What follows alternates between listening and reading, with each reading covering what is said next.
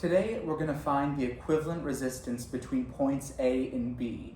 I actually had this problem on a physics test a few years ago, and I, along with everyone else in the class, left the problem blank because we couldn't solve it. As you can see, no resistors in this network of resistors are in series, and no resistors are in parallel. So the whole class and we had no idea how to apply the series and parallel resistor rules to simplify all these resistors into one equivalent resistance. But what my professor was really trying to get at, and what I now understand, is that in order to find an equivalent resistance, all you have to do is plug in some voltage source over here. Let's call that V. Then you just need to solve for the total current flowing out of the voltage source. And by definition, the total voltage equals the equivalent resistance times the total current. So therefore, in order to find the equivalent resistance, you just need to divide the input voltage by the output current.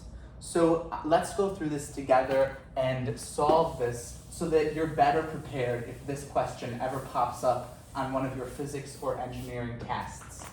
So I'm going to plug in 1 volt over here as my input voltage. That's going to be nice and easy. And then we're going to solve for the total current there. Let's call the voltage at this left node X and the voltage at this right node Y. So we have X and Y voltages here, and let's also finally ground node B.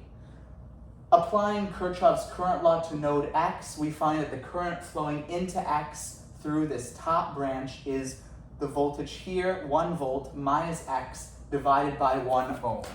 So 1 minus X divided by 1 ohm. Let's add in the current flowing into node X through this middle branch, which is Y minus X divided by 1 ohm. Y minus X over 1.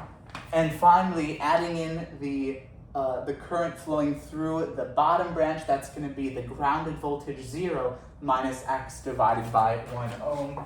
0 minus X over 1. Kirchhoff's current law tells us that these all have to add up to 0. Now, let's apply the same Kirchhoff's current law to this node Y here. The current flowing through this top branch into Y is 1 voltage here, 1 volt here, minus Y divided by half an ohm. 1 minus Y divided by 1/2. Adding in the current flowing through the middle branch, which is X minus Y divided by 1. Finally, the current flowing through this bottom branch, 0 minus Y divided by 1 ohm. This also has to, of course, be 0. Also, I realized that dividing by 1/2 is the same thing as multiplying by 2. That's going to simplify that a little bit further. If we simplify these equations into a system of equations that looks a little bit nicer, the first one simplifies into 3x minus y equals 1. That is what this one will simplify into if you move the variables to one side and the constant 1 to the other side. Similarly, this one will simplify into negative x plus 4y equals 1. This is a simple system of 2 equations and 2 unknowns. Let's solve it using a matrix so that we then know how to handle a similar problem which might involve 3 or more variables.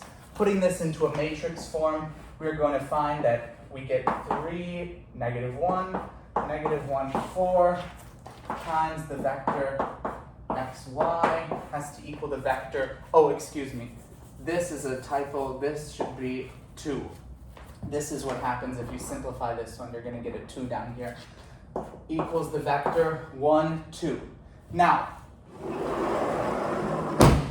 let's solve this matrix equation by multiplying both sides of the matrix equation by the inverse of this matrix. If we do that, that's going to, by definition, clear the left-hand side of that matrix, and we're just going to be left with the vector xy.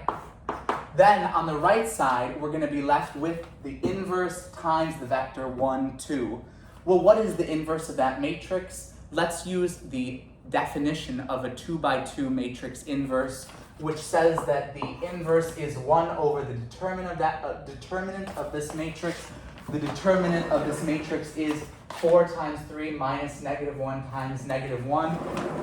That's a definition thing. 4 times 3 is 12, and negative 1 times negative 1 is positive 1. And then we need to put in another type of matrix here, which is going to be flipping the diagonal entries, 4, 3, and then changing the sign of the other entries. So negative 1 becomes positive 1. And then, of course, we still have the 1, 2 vector there. This whole thing is the inverse of the original matrix. Now let's simplify this even further. We're going to get xy equals 1 over 11. And our answer vector, the first component of our answer vector is going to be 4, 1 dotted with 1, 2, which is 4 times 1 plus 1 times 2. That's 6. The second component of our answer is going to be 1, 3 dotted with 1, 2. That's 1 times 1 plus 3 times 2, which is 7. Equating like components here, we find that the voltage at node X is 6 over 11 volts, and the voltage at node Y is 7 over 11 volts. We've now solved for the voltages at both of these nodes. That's basically the answer to the whole problem here, because just based on Kirchhoff's current law, again, we see that the total current flowing out of the battery has to equal the sum of the currents flowing through these two top branches. That is, again, based on Kirchhoff's current law applied to this top node right here. So, how do we find the currents flowing through these two branches? Well, let's apply Ohm's law as we've been doing throughout this whole video. Then we just add these two currents together to find the total I. And that's really what the key is to solving this problem. So the current, actually I'll bring this down one more time just so you can see where I'm getting this. The current flowing through this left branch is going to be 1 minus the voltage at X divided by 1 ohm. And the current flowing through this right branch is going to be 1 minus the voltage at Y, which we just found again, divided by 1/2 an ohm. So the total current is going to be 1 minus the voltage at node X, 6 over 11 volts divided by 1 ohm, plus now the current flowing through the right branch, which is 1 minus 7 over 11 volts. That was the voltage at Y, divided by 1/2. That, of course, dividing by 1/2 is the same thing as multiplying this whole thing by 2. So finally, we find that the total current is going to be 5 over 11 amps plus 2 times 4 over 11 amps. That's going to be 5 over 11 amps plus 8 over 11 amps, which is 13 over 11 amps.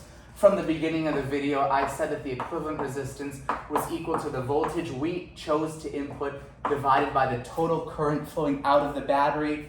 The voltage we chose to input was 1 volt, and the current we just found flowing out is 13 over 11 amps. Let me include the unit over there. And of course, now that means that the equivalent resistance is going to be 11 over 13 ohms.